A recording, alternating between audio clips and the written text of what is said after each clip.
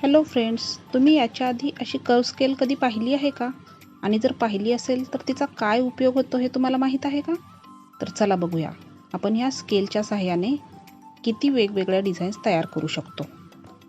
बऱ्याच जणांना स्लीवचा शेपच द्यायला जमत नाही, पण बघा या स्केलच्या सहाय्याने पटकन आपण शेप देऊ शकतो.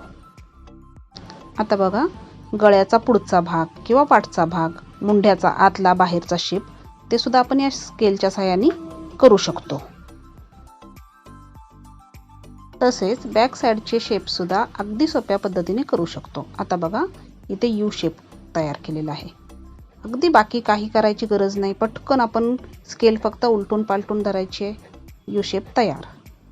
आता बघा, आपण इथे पानगळा तयार करतोय.